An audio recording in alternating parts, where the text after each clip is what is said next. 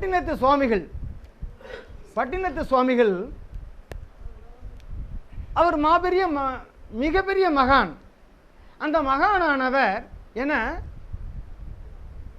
ஜப்பானிய பழமொழி இருக்கு, உன்னுடைய நண்பனை காட்டு, உன்னுடைய ஜாதகத்தை பற்றி நான் சொல்லிவிடுறேன்னு சொல்லுவான். அப்படியானால் பட்டினத்தாரிடம் கணக்க பிள்ளையாக வேலை பார்த்தவர் சேந்தனார் என்ற ஒரு மனிதர் பட்டினத்து சுவாமிகளிடம் கணக்க பிள்ளையாக இருக்கிறார். பட்டினத்து சுவாமிகள் தான் அந்த காலத்திலேயே 800 கோடி ரூபாய் சொத்து அத்துணையும் தூக்கி எறி ஏழைகளுக்கு அள்ளி வாரி வழங்கு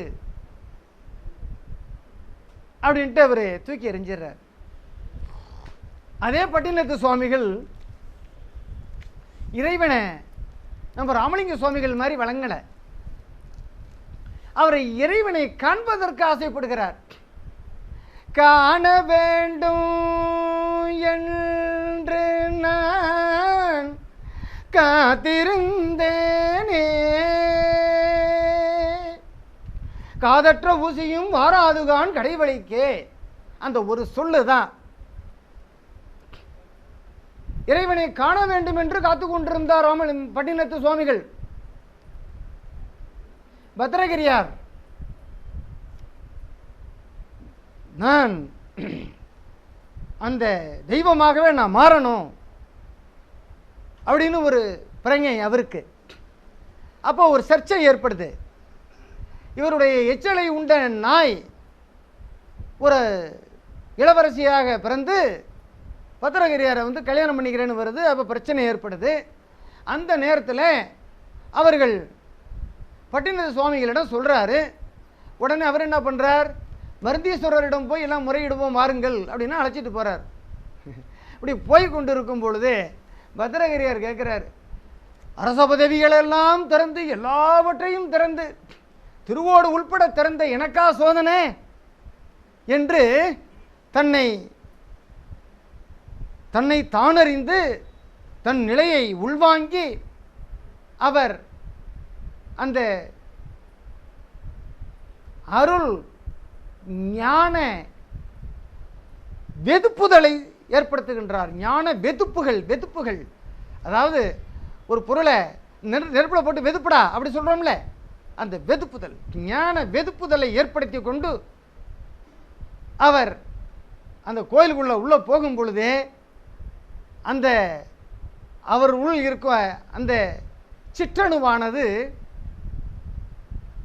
எப்படி ஏபிஜே அப்துல் கலாம் அந்த அணுவை பிளந்தனரோ அதை போன்று பத்திரகிரியார், நான் சற்று முன்னே சொன்னேன், நீங்கள் எல்லோரும் அருட்பெருஞ்சோதி தனிப்பெருங்கருணை அருட்பெருஞ்சோதி என்ற மகாமந்திரத்தை சொல்லிக்கொண்டே இருந்தீர்களே, ஆனால் இந்த உடம்புல உள்ள சிற்றணுவெல்லாம் ஒளித்திரள் பெற்றுக்கொண்டே வரும்.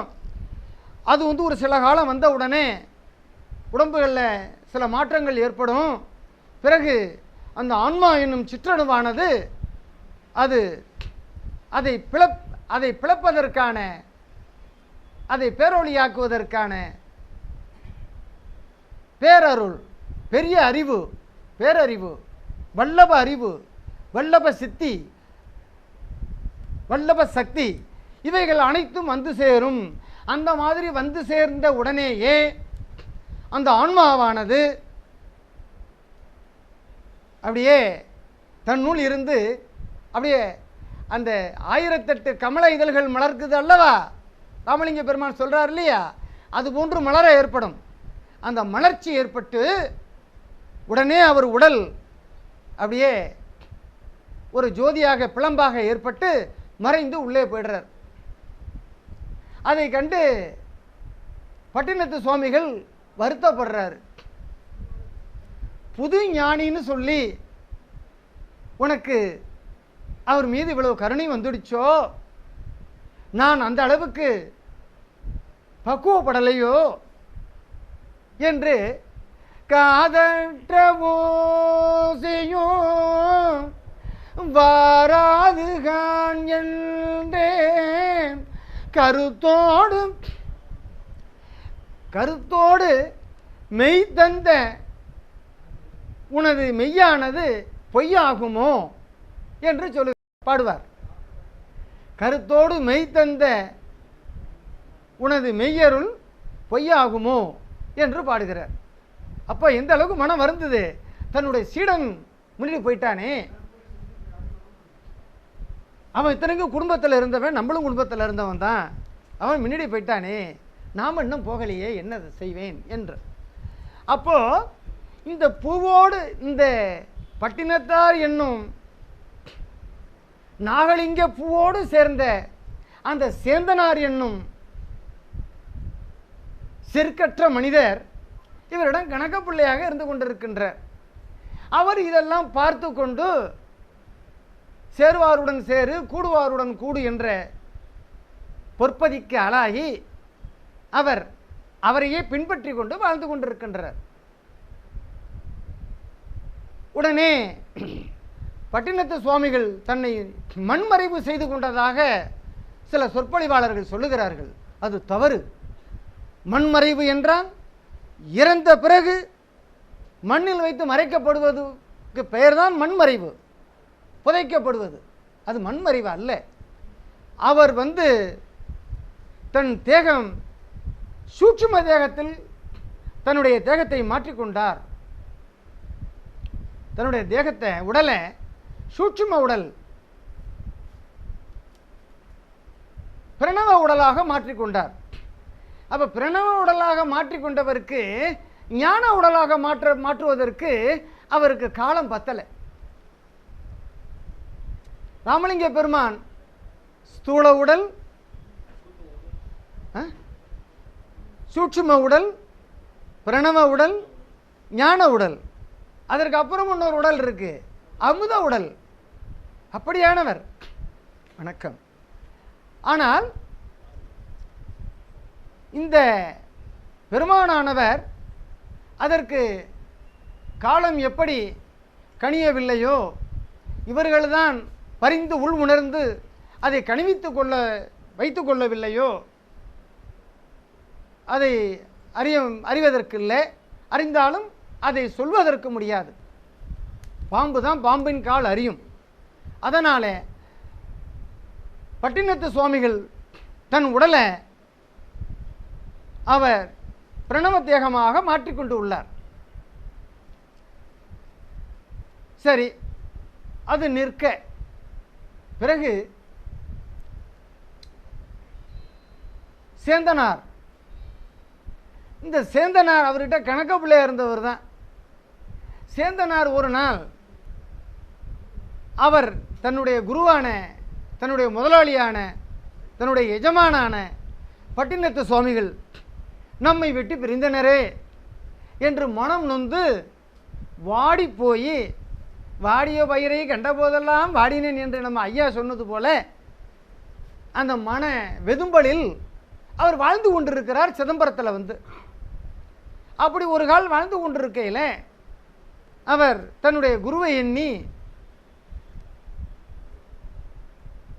தன்னுடைய உடலெல்லாம் ஒரே சட்டையெல்லாம் உடையெல்லாம் அழுக்கு, அதை போட்டுக்கொண்டு அவர் ஒரு வீட்டில் போய் பிச்சாந்தேகி என்று பிச்சை கேட்குறார். அந்த வீட்டம்மா சொல்லுது, ஐயா எனக்கு சாப்பாடெல்லாம் தீந்து போயிட்டு வடித்த கஞ்சி இருக்குது, அதை வேணா தரவா, குடிக்கிறீங்களான்னு கேட்குது. அப்பா அதை கேட்குது. இவர் என்ன சொல்கிறார், அம்மா கொடுங்க, அந்த கஞ்சியை கொடுங்க, நான் சாப்பிட்றேன் அப்படின்னு இவர் சொல்கிறார். உடனே இவர் இருந்த ஒரு கோலத்தை பார்த்துட்டு அந்த அம்மா, என்ன இவ்வளவு அழுக்கோடவும் அசிங்கமாக இருக்கின்றாரே, இவரிடம் நம்ம பாத்திரத்தை தொட்டு வாங்குவதா, அதில் எச்சமாகி விடுமே, தொட்டால் தீட்டு, தொட்டால் தோஷம், நிழல் பட்டால் தீட்டாகி விடுமே என்பதை எண்ணி வருந்தி அந்த கஞ்சியை, வடிகஞ்சியை கொண்டு வந்து ஊத்துறாங்க அந்த அம்மா. உடனே இவர் அந்த கஞ்சியை வாங்கி அப்படியே குடிக்கிறார். குடிக்கும் பொழுது அது குடித்தது போக குடிச்சிட்டு இருக்கையிலே பாதியெல்லாம் வலிஞ்சு அந்த தாடி வழியெல்லாம் ஊற்றுது. இதை கண்ட சிதம்பரத்தில் அந்த தீட்சதர்களா அவர்கள் பேர் உச்சி குடுமி, அதில் ஒருவர் முக்கியமானவர். அவர்களுக்கு கொஞ்சம் ஞான அறிவு இருந்திருக்கு. அது என்ன பண்ணியிருந்திருக்கு, சேந்தனாரை பற்றி தெரிஞ்சிருந்திருக்கு. அது என்ன பண்ணியிருக்கு, இவர் அந்த தெருவில் அந்த கஞ்சியை வாங்கி குடிச்சிட்டு இருக்கும் பொழுதே இவர் அங்கேருந்து ஓடி வந்து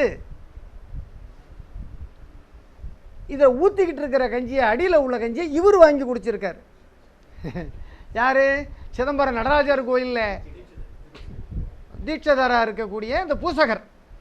அந்த பூசகரில் அங்கே 5-10 பேர் இருப்பாங்க. அதில் அவர் ஒருத்தர் நல்ல மெயினான ஒரு போல இருக்கவர். உடனே வாங்கி குடிச்சிருக்காரு. வாங்கி குடித்த மாத்திரத்தில் அடுத்தடுத்து மற்ற அதில் உள்ள ஆட்கள் பார்த்துருக்காங்க. ஐயோ அவசியம் ஆயிடுத்தே, சன்னிதானத்துக்குள்ளே இவனை எப்படி விடுறது, இந்த மாதிரி பண்ணிட்டானே, இவன் போய் இந்த எச்சலை சாப்பிட்டுட்டானே, இந்த பரதேசியோட எச்சலை இவன் போய் சாப்பிட்டுட்டானேன்னு சொல்லி அவனை ஒதுக்கி வைக்கிறாங்க. ஒதுக்கி வச்ச உடனே அவர் வந்து சேந்தனாரிடம் சொல்லி அழுகுறார். இந்த மாதிரி இப்படி ஆயிடுச்சு, நான் என்ன செய்வேன் என்று. இப்படி இந்த மாதிரி ஒரு நிலை ஏற்படும் பொழுது ராஜவீதியில் தேர் சுற்றி வருவதற்காக ஏற்பாடு பண்ணுறாங்க. அப்போ தேர் திருவிழா நடப்பதற்கு தேர் ரெடி ஆகிடுச்சு. தேரை தொட்டு இழுத்தா கிளம்ப மாட்டேங்குது தேர். உடனே அரசனுக்கு தகவல் போகுது, ஏன் தேர் கிளம்பல, என்ன காரணம்? அப்போ அசரீரி கேட்குது. என்ன கேட்குதுன்னா, சேந்தனாரை அழைச்சிக்கிட்டு வந்து அந்த தேர் இருக்கும் இடத்துல வந்து அவருக்கு மரியாதைகளும் அவர் கையால் எல்லாம் செய்ய தேர் ஓடும் அப்படி சொல்லி அசரீரி கேட்கப்படுகிறது. உடனே அரசன் யாரா சேந்தனார் அப்படின்னா தெரியலை. அப்புறம் இவர்கிட்ட கஞ்சி வாங்கி குடித்தார்ல, இவர் ஒழுகின கஞ்சியை அவரிடம் கூப்பிட்டு கேட்கும் பொழுது, இந்த இடத்துல ஒரு ஆற்று ஓரத்தில் ஒரு குடிசை போட்டுக்கிட்டு இருக்கிறார் சேந்தனார் அப்படின்னு சொல்லி சொல்கிறாங்க. உடனே ஒரு பல்லக்கு அனுப்பி சேந்தனாரை கொண்டு வந்துடுறாங்க. சேந்தனார் வந்த உடனேயே அந்த வடகைத்தில் கையை வச்சு தூக்குறார். அருமையாக தேர் ஓடிக்கொண்டு உள்ளது. இப்போ என்ன அர்த்தம்?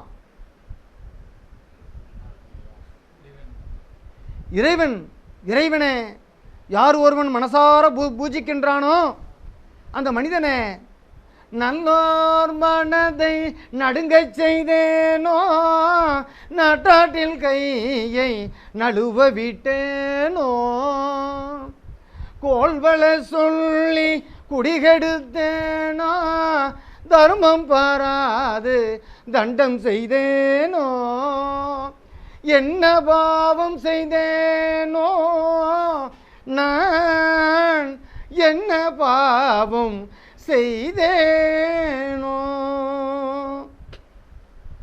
அப்ப நல்லவர்களுடைய மனசை நோகடிச்சா பலவிதமான துன்பங்கள் ஏற்படும் என்பது இந்த சத்திய நிலையிலிருந்து, சத்திய தயவினிலிருந்து தெரிந்து கொள்ளப்படுகிறது. எனவே நல்லவர்களை யாரையும் துன்பப்படுத்திடாதீங்க, சத்தியவான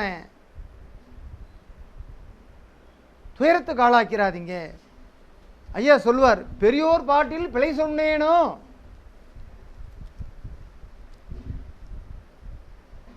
என்ன, அவர்கள் ஒரு அனுபவத்தை சொல்லும் பொழுது அதில் பிழை சொல்லக்கூடாது. அவர்கள் சிலர் வந்து சொற்பொழிவு பண்ணிகிட்டு இருப்பாங்க. எவ்வளோ பேர் சொற்பொழிவு பண்ணிகிட்டு இருப்பாங்க. இடையில இருந்து யாரோ ஒருவர் ஒரு சின்ன சீட்டில் எழுதி, ஐயா இதற்கு எனக்கு அர்த்தம் வேணும், அல்லாட்டி பண்ணால் எழுந்து நின்று எனக்கு இதுக்கு அர்த்தம் வேணும்னு கேட்பாங்க. சொற்பொழிவாளர்கள் என்ன பண்ணுவாங்க, நீ உட்கார்ப்பா, நான் போகும்போது உனக்கு சொல்கிறேன் அப்படின்னா அவங்கள உட்கார வச்சுருவாங்க. அது மிக ஆகாது. அடியவனுடைய சொற்பொழிவில் எல்லாரையும் கேள்வி கேளுங்க என்று தான் நான் சொல்லுவேன். ஏன்னா அவர்களுடைய கேள்வியினாலே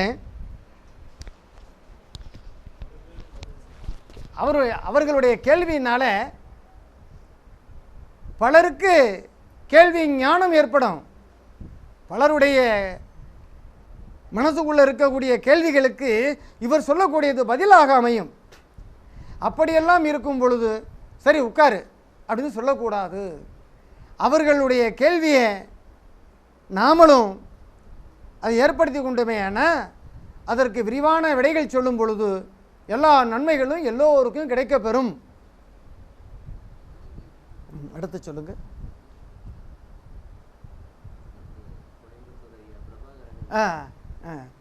நம்ம என்ன ராமலிங்க பெருமானுடைய சத்திய